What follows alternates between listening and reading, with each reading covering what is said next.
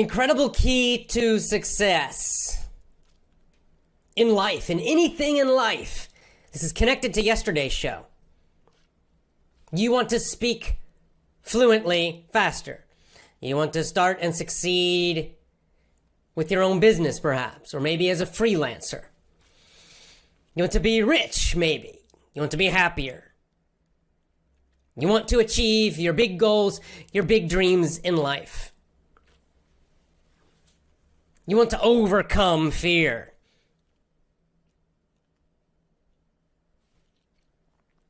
A long time ago,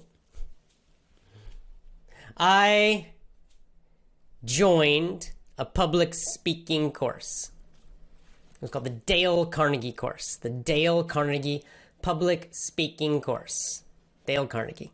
Very good course, by the way. They still have them. I remember my first day of the Dale Carnegie course.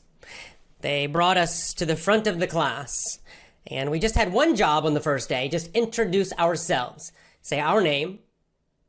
Say something about ourselves. A short introduction, less than a minute to speak to the class.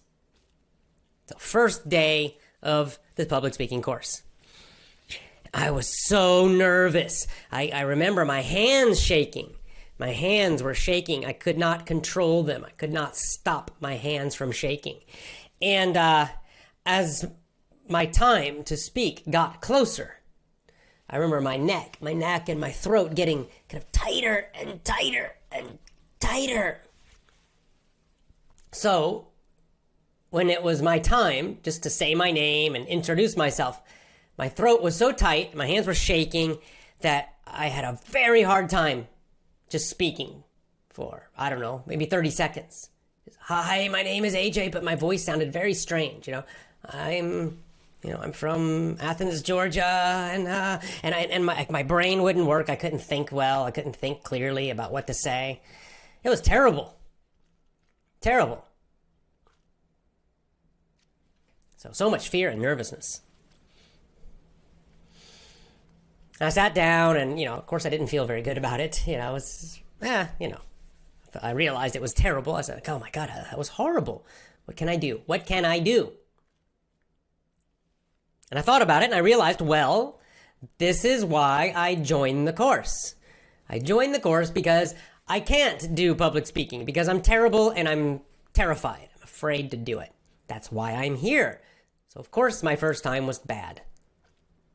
And I decided to go all in with the course.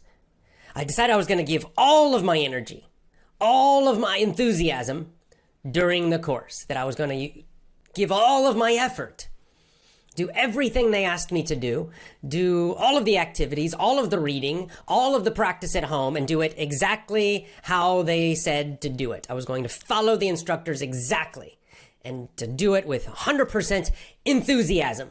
And enthusiasm is kind of like happy excitement. So I decided I'm just going to do this with happy excitement. So my skill is terrible. I have no skill for this. I'm kind of shy naturally, but I do have enthusiasm. I do have excited energy. So that's what I'm going to do. I'm going to put it all into this course every week. And so at the end of the first class, we had homework. We had to choose a topic and practice to do our first real speech the next week, the next class. And so, I chose my topic and I practiced exactly how they taught us. I used their method exactly. And every day I practiced exactly how they said, and I did it with, again, full enthusiasm, full energy, no hesitation, no worry, nothing, just yes. I'm just 100%, I'm going to do exactly what they say. And I practiced and I practiced and I practiced, and all my excitement and energy and enthusiasm I used. And the next week, I came to class again and again, one by one. Every student had to come to the front of the class and give a speech. And of course, as you're waiting, it's terrible because you get more and more nervous, right? In many ways, the first person is the luckiest. They go up, they do their speech, it's finished. The rest of the class, they can relax. But if you're the last person, it's the worst because you're just waiting. And every speech, you get more nervous as you wait and wait and wait. And I was not at the beginning. So I waited and I waited and I waited and I waited. And then finally my time came, and I was, again, super nervous. And they called me again. When I came up onto the stage, again, I was shaking, right? Shaking hands, and again, the voice, and the weird voice, and the tight neck, and all that kind of stuff. All the same problems as the week before. But there was one difference, and that is I put all of my energy into my speech. I just, all of my excitement. So I was walking around the stage, and I was just using my force to speak with a very loud voice and to move my arms and move my hands. And honestly, it was too much. It was probably crazy. It probably looked kind of crazy because I was just going crazy with all of my excitement and enthusiasm for that speech.